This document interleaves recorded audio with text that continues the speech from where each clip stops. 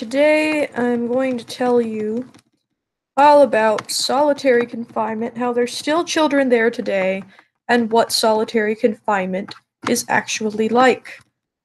Um, oh wow, what's that one over there? Let's see. So basically, um, there is a magical place called Kennedy Krieger Institute, and there's also a place called White Oak.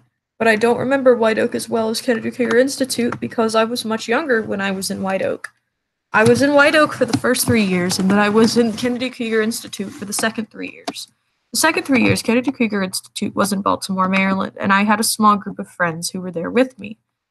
I befriended them because they were in my class, and every single year we had the same kids in our class. It was basically just like a group of just like autistic kids. That was what determined who was in my class. They took autistic kids and they wadded them together on the same floor, and there was actually only a couple of girls in the class. I mean, there was all the girls were actually in the same class for most of my entire elementary and middle school that I was in Kennedy Krieger Institute. I think this was because, like, again, it was like an autism thing, and there was just like a few girls. Like, there weren't really that many girls, and I was just one of the few girls. Anyway, so Kennedy Krieger would put kids in solitary confinement, and I remember the ones who got it the worst were actually the nonverbal students. I remember one time when I was in solitary confinement, there was this autistic boy who was repeatedly hitting his head against the wall or something like that. And, I could just hear him, and I couldn't do anything about it because, I was in another room. I was locked in solitary, so of course I couldn't do anything about it. But this guy was like, stop hurting yourself. If you keep hurting yourself, you're going to be in there longer. But here's the thing. This kid was screaming. This kid was like crying. This kid was yelling help. Like, he actually was having a difficult time. I don't think he could help the fact that he was hitting his head because, like, I recognized who this kid was. I had seen him around before. I wasn't seeing him at the moment, but I could hear him, so I knew who he was because, again, same place, same kids, years and years and years and years. This kid was never in my class, but I had seen him multiple times in the cafeteria. I had talked to him before. I'd seen him in the library, so I knew who this kid was. And I knew that he couldn't help it when he bit himself or hit his head, which is kind of like what my brother's like. They can't actually help it. And it's like, it's stupid because this man is yelling at this kid who's already in distress, who's locked in a fucking concrete cage. Like, also, there's another thing. If the solitary confinement, how does it help autistic children who are beating themselves up to put them in solitary confinement if you're gonna make the solitary confinement be completely made out of bricks? Bricks. Bricks. What am I gonna put an autistic child who keeps repeatedly hitting their head on something in? Oh, I know. A room full of nothing but walls made of bricks. That's a great idea. Good job, everybody. Good job. Let's all put the autistic boy, into the room with brick walls so that he can repeatedly bash himself in the head so that he has a concussion and is even less functional than he was before. Thank you. And then why not put him in solitary confinement while we're at it and then yell at him while he hits his head on the bricks? Great idea. Great idea. I love it. I love that so much. So wonderful. There was actually a boy at another school, and I don't remember what it was called, but I had seen a news article online. You could probably look it up and find it easily, but there was a boy who literally killed himself in solitary confinement. Solitary confinement is the most fucked up shit. In fact, I will have dreams that I am in solitary confinement again, like I was as a kid. I was probably in solitary confinement a lot more than my peers because I was constantly trying to run away on a regular basis. I was always trying to run away because this place was insane. They were giving kids weird medicines. I remember one time so basically it's like you're in there and there's nothing but white. And you know that it's going to be like this all day. You're not going to see anything but the inside of these white walls, and you're just going to be stuck there. And they say, oh, like you can like leave like in 5 minutes dinner, but that's not always true because like that's not always the case. They forget about you a lot. They will forget about you and you will be in there and they'll forget.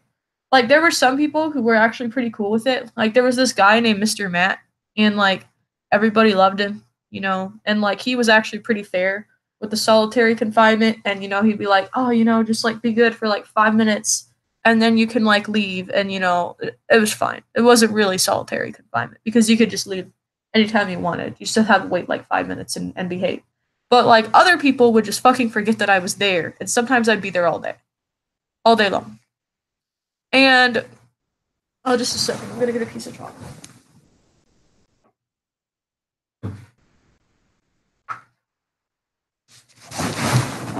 Mm.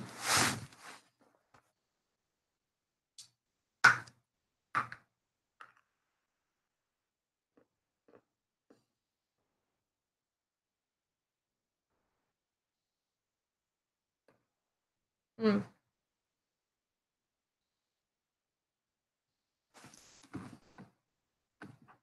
Mm. That is good.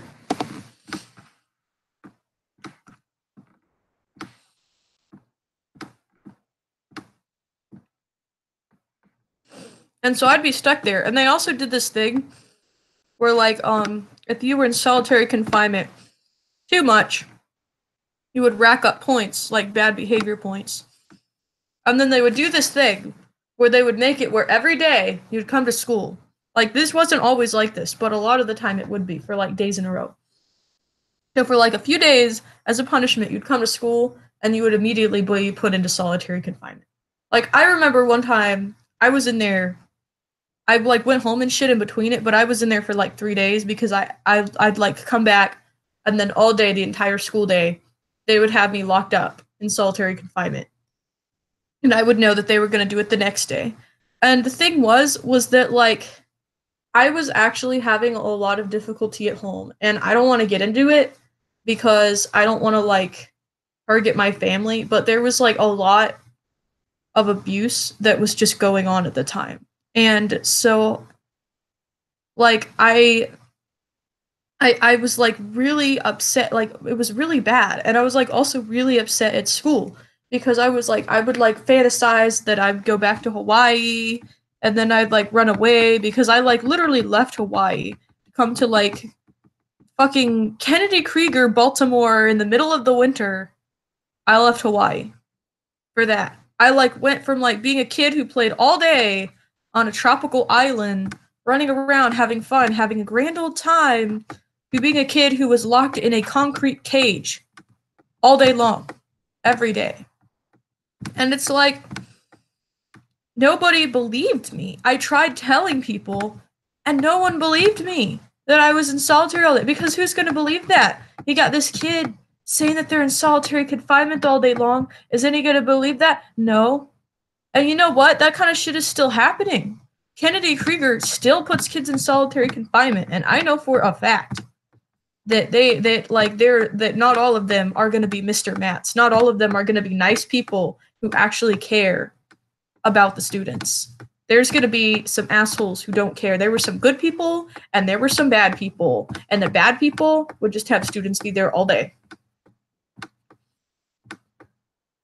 So, yeah, it's still legal to put kids in solitary. And if you ask me, the solitary confinement room isn't needed. If they're just gonna, if the true original intent is for them to just sit there for 5 minutes, then like, I mean, at least don't make the room completely white. Studies show that people get fucked up with a lack of stimulation. Solitary confinement is literally deemed as a form of torture. It literally is. Like, look it up. Is solitary confinement torture? Everything will agree with you that it is. Everything. You start, when I was in there, I would be in there so freaking long that I would start like getting delusional ideas. I would start thinking in weird ways. Like sometimes I would like see weird blobs and shit because I was in there for so fucking long. And my friends had the same problem. I was in there, again, I was in there more than any of them because I was always trying to run away because I was confused as hell because I was going through so much shit at home. And it's fucked up. And my little brother, he he was also experimented on. So there's these people, they own Kennedy Krieger, and they're called Johns Hopkins, right? And Johns Hopkins told my mom, we can teach your son to talk, we can teach him to learn, we can make your son better. And my mom loved my brother because he was her child, her baby, and she wanted him to have a better life. And these assholes are promising it. So she's like, okay, I'll do it. And she like goes every single day.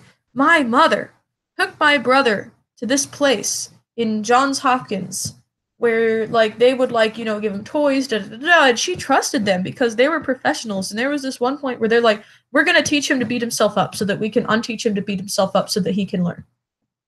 And it's like, what the fuck? My brother is profoundly autistic, by the way. Like me and my brother, my brother is like on a completely different place on the autism spectrum than like someone with like Asperger's. My brother does not. My brother only says like one word. He says he has echolalia as well. So he'll like repeat back sometimes what you say to him. He can't communicate and have a conversation. So basically it's like he can't talk.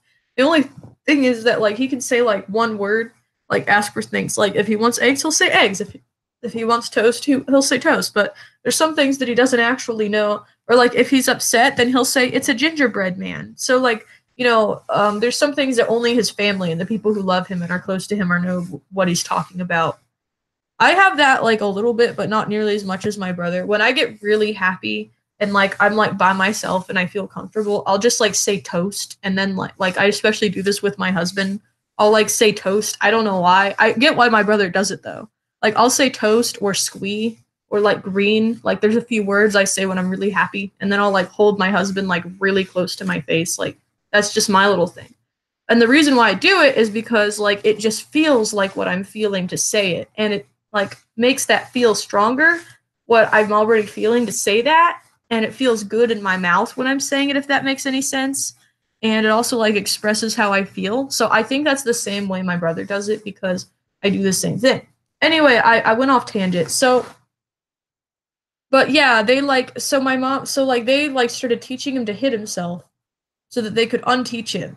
And they would like give him candy and stuff for hitting himself. They would like lock him in like basically, hey sweetie.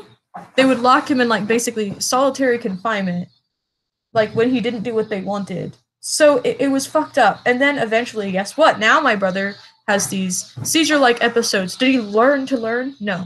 I don't know what their actual goal was, but I know that it wasn't to help him because kind of logic is, oh, my husband's on a lot of coffee and he's listening to rock music. Anyway, but I know that they were not trying to help him. Because, like, if they were trying to help him, then they, oh shit, I can't think. Then they, hey, since you have headphones on anyway, could you turn that music down a little bit, sweetie? Sweetie? Hey, sweetie? Bo? Bo? Never mind. I'll continue this conversation later. I'm not gonna like make a video reacting to it. But there's this thing called Solitary Confinement Simulator, and I'm gonna like send you like a link to it. And solitary confinement is where they put prisoners. Think about the fact that right now in Maryland, at least, that I know of, in Maryland at least, they are putting children in a place where prisoners are put for doing horrible, horrible things. So I just want to point that out. I'm gonna like put it in the link below. I'm gonna like put in the comment, maybe the description, this link. So yeah, go check out this solitary confinement simulator and just like be more aware. And we need to like spread the fact that they are doing this to autistic kids, to all kids, kids in general, kids with disabilities. But mainly, I think it's autistic kids. I don't know though, because that's mostly what I saw with it happening. So anyway, bye. Thank you. I guess that's the end of this stream.